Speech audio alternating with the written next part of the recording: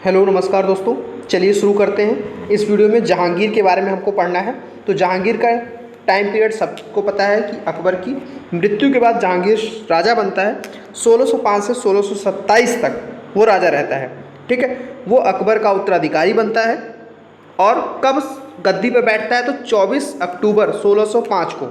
16 अक्टूबर को अकबर की डेथ होती है और 24 अक्टूबर को वो राजा बन जाता है। उसके बाद बात करें तो जहांगीर का सबसे पहले तो ये क्वेश्चन उठता है, तो सलीम नाम से फेमस था। ठीक है, उसके बाद 24 अक्टूबर 1605 को वो नूरुद्दीन मोहम्मद जहांगीर बादशाही गाजी की उपाधि धारण करके गद्दी पर बैठ रहा है। तो एक चीज़ आप पैटर्न नोटिस कर रहे होंगे, सबने गाजी की उपाधि ली है।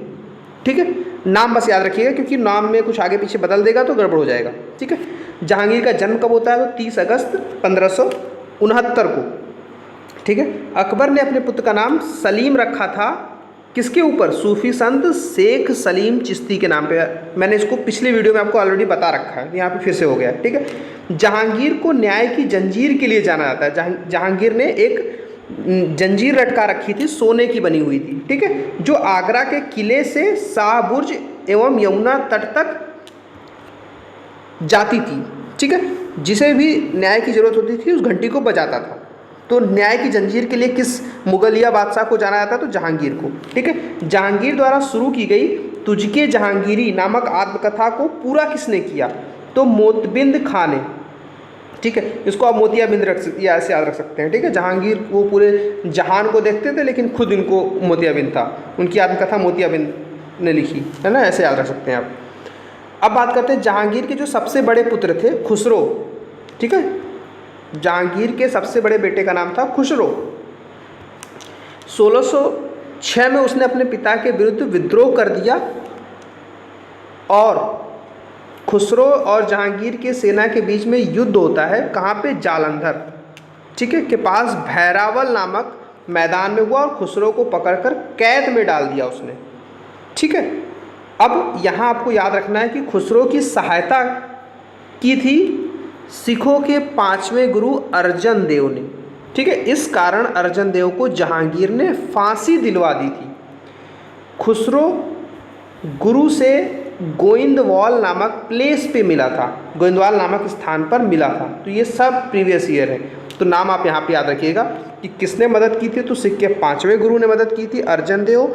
उनको फांसी दिला दी जहांगीर ने। और खुसरो गुरु से जाके कहाँ मिला था? तो गोइंदवाल नामक स्थान पर मिला था।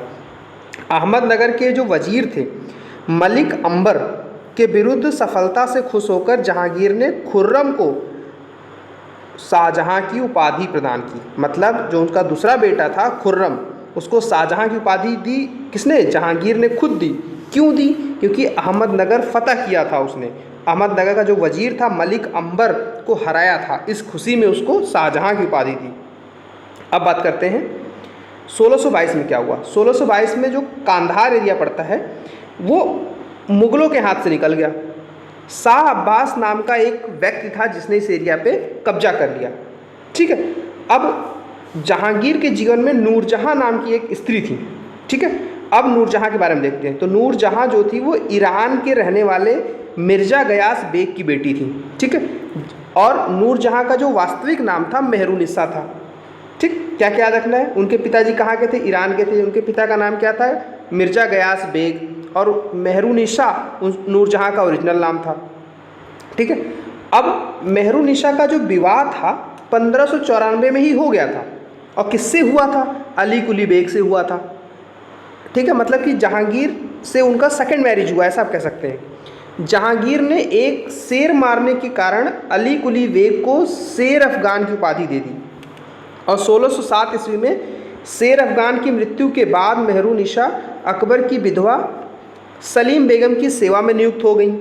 और वहाँ पर नौरोज के दिन, नौरोज का त्यौहार जो होता था, उस दिन देखा जहांगीर ने उसको, और उसके बाद उसके सौंदर्य पे मुग्ध हो गया और 1611 में उससे विवाह कर लेता है। विवाह के पश्चात जहांगीर ने उसे नूर महल नूरजहां की उपाधि दी।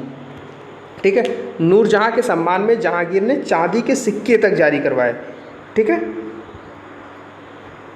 जहांगीर ने गयास बेग को शाही दीवान बना दिया। मतलब ये गयास बेग कौन है? वही मेहरुनिसा के पिताजी है ना, नूरजहां के पिता। और उपाधि क्या दी? इत्माद उद दौला की उपाधि भी दी। अब लाडली बेगम शेर अफ़गान व मेहरुनिसा की पुत्री थी। ठीक है, मतलब जो नूरजहाँ थी उनकी पहले से एक बेटी थी, उनका नाम था लाडली बेगम। अब लाडली बेगम की शादी जहांगीर के बेटे शहरयार के साथ कराई गई। ठीक है, ये ध्यान रखिएगा। अब नूरजहाँ की जो माँ थी अस्मत बेगम ने गुलाब से इत्र बनाने की विधि खोजी थी, मतलब साइंटिफिक थी उनकी माता जी, बहुत बढ़िया परफ्यूम बनाने की स्टाइल, उन्होंने गुलाब से कैसे परफ्यूम बनाते हैं उसकी टेक्निक ईजाद कर रखी थी। उसके बाद बात करते हैं महावत खां ने झेलम नदी के तट पर जहांगीर नूरजहाँ एवं उसके भाई आसफ खां को बंदी बना लिया था। ठीक है, क्वेश्चन है कि किसने बंदी बना लिया था इन लोगों को? तो महावत खां ने। अब जहांगीर के कितने पुत्र थे? 5 पुत्र। खुसरो जिसको इसने खुद बंदी बना लिया, परवेज, खुर्रम, शहरयार जिसकी शादी लाडली बेगम से कराए, और जहांदारा। ठीक है, जहांदार। उसके बाद 28 अक्टूबर 1627 को भीमवार नामक स्थान पर जहांगीर की मृत्यु हो जाती है। उसे लाहौर में एक स्थान पड़ता है शाहदरा में रावी नदी किनारे दफना दिया गया। ठीक है, अब जहांगीर के समय की कुछ खास बातें, तो मुगल चित्रकला अपने चरम पर पहुंचा जहांगीर के समय। जहांगीर के दरबार में जो प्रमुख चित्रकार थे उनके नाम यहाँ ध्यान दीजिएगा आप। ठीक है, ये पूछता है आगा रजा, अबुल हसन, मोहम्मद नासिर, मोहम्मद मुराद, उस्ताद मंसूर, ये नाम इम्पॉर्टेंट है। फिर विशन दास, मनोहर, उसके बाद गोवर्धन, फारूक बेग और दौलत। देखिए, अब आपको इसमें भी याद रखना हो तो क्या क्या नाम आप याद रखना होगा आपको अबुल हसन याद रखना है, मोहम्मद नासिर याद रखना है, उस्ताद मंसूर याद रखना है, उसके बाद फारूक बेग और दौलत। ठीक है, जहांगीर ने आगा रजा के नेतृत्व में आगरा के अंदर एक चित्रणशाला बनवाई थी। जैसे अकबर ने एक ट्रांसलेशन डिपार्टमेंट करवाया था, ऐसे यहाँ पे चित्रणशाला इसने बनवाई है। ठीक है, अच्छा यहाँ पे नाम मैं इसको आगा रजा बताना भूल गया तो ये भी याद रखिएगा आप।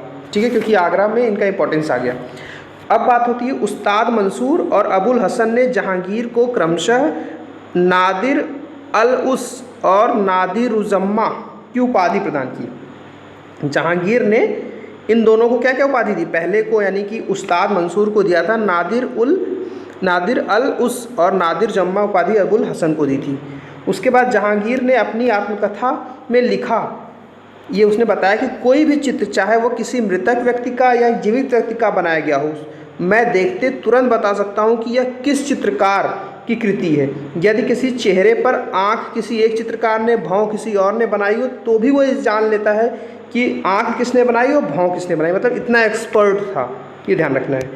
जहांगीर के समय चित्रकला का, मुगल काल को चित्रकला का स्वर्ण काल कहा जाता है। ठीक है, इत्माद उद दौला का जो मकबरा है 1626 में नूरजहाँ ने बनवाया। ठीक है, मुगल कालीन वास्तुकला यानी आर्किटेक्चर के अंतर्गत निर्मित यह पहली ऐसी बिल्डिंग थी जो कम्प्लीटली वाइट मार्बल से बनी थी। ठीक है, बेदाग सफ़ेद संगमरमर से बनी थी। सर्वप्रथम इसी इमारत में पियत्रादुरा नामक जड़ाऊ काम किया गया। मतलब जो वाइट मार्बल होता है ना, उसके ऊपर ये जड़ाऊ काम, मतलब उसमें बहुत ही जो कीमती पत्थर लगाने होते हैं ना, उसमें कलरफुल पत्थर लगाने की स्टाइल डिजाइनिंग करके वो चीज़ को, उसको पियत्रादुरा कहते हैं। बस बहुत ज़्यादा स्पेसिफिक नहीं है, बस इतना बात है कि आर्किटेक्चर यूज़ होता है। जैसे मतलब मैं आपको समझाऊँ तो जैसे हमारा ये पैनल है, ठीक है, इसके ऊपर ऐसे डिजाइन करके, है ना, यहाँ पे मतलब कलरफुल पत्थर लगा दिए, है ना, डिजाइन में भर दिया, मड़ियाँ लगा दी, तो इसी को बोला पियत्रादुरा बोल रहे हैं। ठीक है, अशोक के कौशाम्बी स्तंभ यानी जो आज के समय प्रयाग में रखा हुआ है, पर समुद्रगुप्त की जो प्रयाग प्रशस्ति है और जहांगीर का लेख उत्तीर्ण है। मतलब जो अशोक का पिलर था उसके ऊपर पहले तो समुद्रगुप्त ने अपना मैसेज लिखवाया, उसके बाद जहांगीर ने भी लिखवाया अपना मैसेज। ठीक है, इससे पहले बीरबल ने उसमें अपना मैसेज लिखवा रखा है। ठीक है, काफ़ी लोगों के मैसेज है उसके अंदर। अब जहांगीर के जो मकबरा का निर्माण है उसको किसने करवाया था? तो जाहिर सी बात है उनकी गर्लफ्रेंड ने करवाया होगा, नूरजहाँ ने करवाया। उसके बाद जहांगीर के शासन में कौन कौन से इंग्लिश आए? तो कैप्टन हॉकिंस पहले, फिर सर टॉमस रो, फिर विलियम फिंच, फिर एडवर्ड टेरी, ये इनका आने का क्रम रहा। ठीक है, तो ये हमने कवर किया जहांगीर को। इस वीडियो में जहांगीर से रिलेटेड जितने भी फैक्ट थे सारे कवर कर लिए। इस वीडियो को आप दोबारा देखिए। जैसे आप 2 बार देखेंगे, तीसरी बार आपको सिर्फ और सिर्फ आंख बंद करके इसको ऑडियो सुनने की ज़रूरत पड़ेगी और आपको पूरा का पूरा टॉपिक रट जाएगा। इससे एक भी क्वेश्चन आपको गलत नहीं होंगे। हाँ, लेकिन एक चीज़ जरूर देखिएगा, इसमें जो चित्रकारों के नाम मैंने स्पेशली बताए वो और क्या क्या इन्होंने टाइटल्स दी और पियत्रा दुर्गा जैसे कुछ चीज़ें उनको आपको लिख के देखना पड़ेगा, क्योंकि ऐसे तो याद होगा नहीं, सुनेंगे तो आप भूल जाएंगे, लिख के देखेंगे तो आपको अच्छे से याद हो जाएगा। तो चलिए बस इस वीडियो को यहीं ख़त्म करते हैं। इसका अगला पार्ट आपको इसी प्लेलिस्ट में नीचे मिल जाएगा, तो आप ऑर्डर में ज़रूर देखिएगा। So thank you very much. और हाँ, फीडबैक कमेंट सेक्शन में ज़रूर दीजिएगा। Thank you.